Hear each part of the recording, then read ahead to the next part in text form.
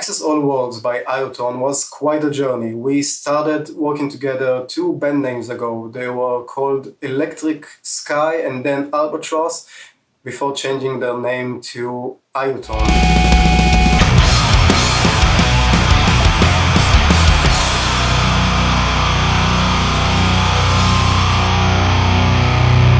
We did an EP together. It was called The Wizard Falls, and afterwards we started working on this one, Access All Worlds. The idea came from the band because they had this entire concept record written in advance with all the lyrics working together as a single story, basically. It's a story of an intergalactic journey of a spaceship going between various worlds after this planet Earth was destroyed or became basically inhabitable for humankind.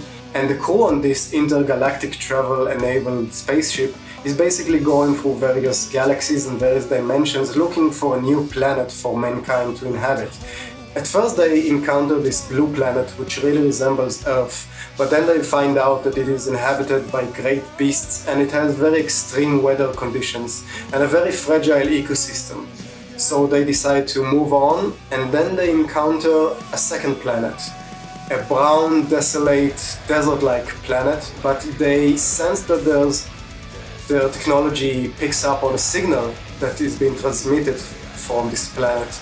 And they find out that inside of this planet there's an underground system made from very advanced technology, which is connected to this species of life form, which is basically just being kept alive by the technology that they invented.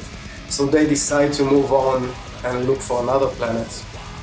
And the third place they encounter is the Weaver system, which is basically a solar system made from various planets that decided to have this system of connections between them in which they are able to share their resources and share their natural assets.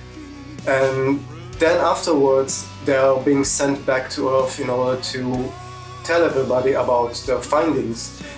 Since the band had the entire concept laid out in advance, I was left with basically the composition and the execution to worry about.